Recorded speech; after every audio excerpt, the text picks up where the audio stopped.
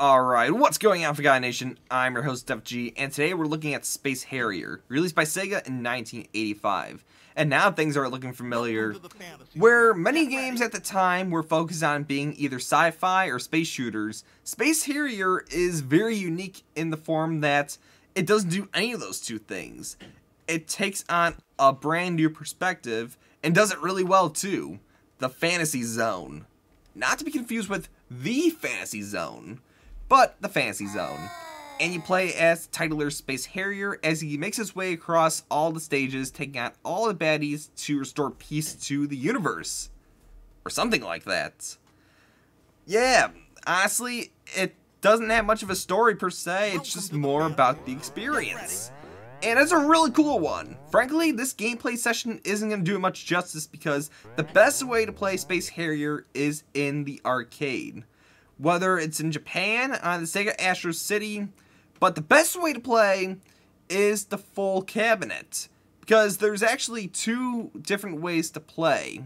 There's the traditional way, which is how we're doing it today, and the best way is the full motion seats, which other games would use too, such as Outrun, where it actually lets you move as you're playing the game. So it's like immersed into the experience.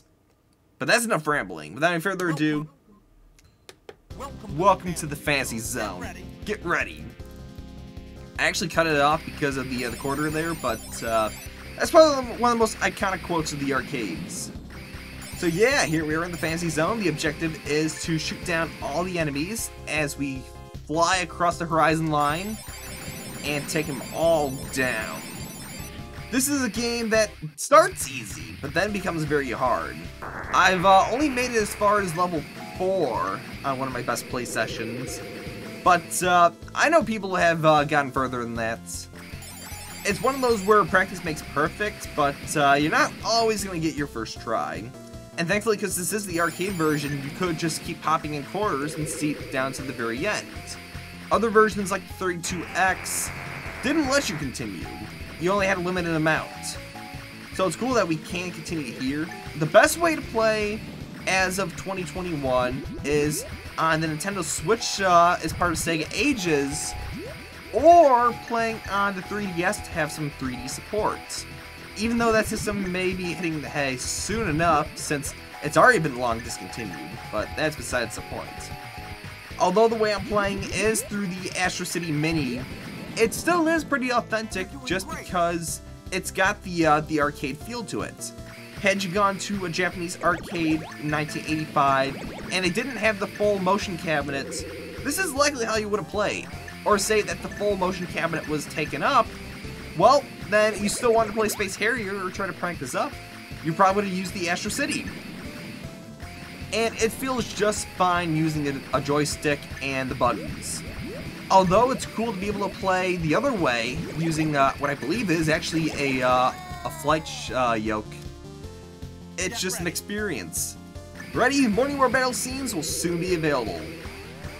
But no, just for its unique aesthetic alone, that's how influential Space Harrier became at the time. This was a really popular arcade game, even to this day. Even to this day. I do wish, though, that the sequel did get the arcade treatment too, because it's cool it's on the Sega Genesis, and even had it gotten ported to, say, the 32X or the Sega CD, the performance really would have been great. It just doesn't perform as well as the arcade version. But the Sega 32X version, Space Harrier, and I actually used that version a long time ago on the channel to cover initially. Yeah, long-term fans may know that this isn't the first time I played Space Harrier, but the original video has been taken down because I wasn't happy with the quality of it. But hopefully we'll do it justice here in this gameplay session, and I hope people enjoy it. But how do I know about Space Harrier?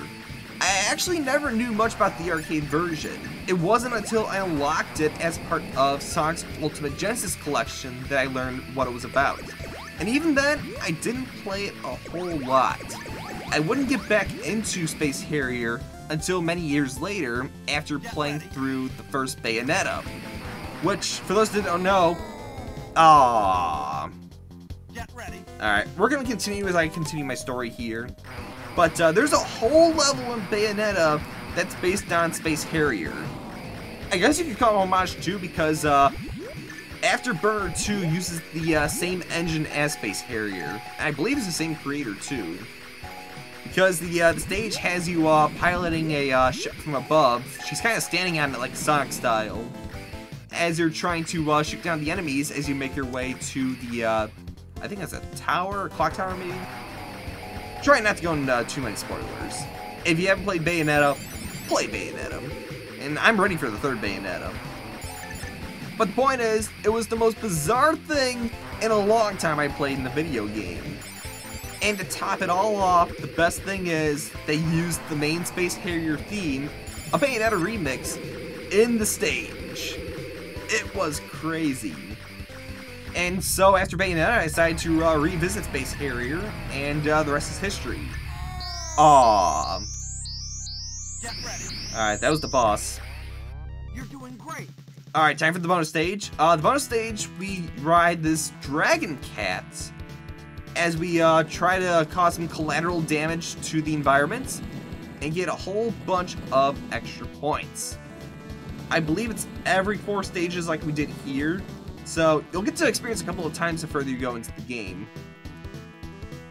But alright, it's just like a neat little break. 50,000 points. You're doing great. Also, after every stage, Space Harrier compliments you, saying, "You're doing great." That's always fun to hear. But yeah, that's Space Harrier. Aside from Bayonetta and the means of playing this game, I also actually have the soundtrack on vinyl.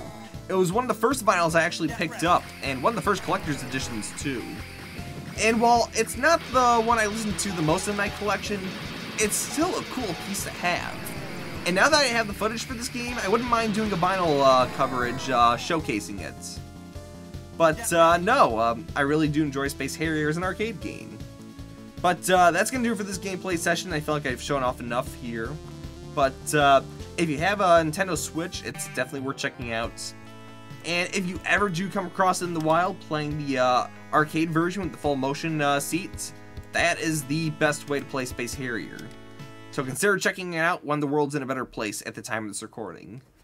But that's going to do it here. If you like this video, be sure to leave a like and comment down below. And as always, I'll see you in the next video. Welcome to the Fantasy Zone. If only Opa knew.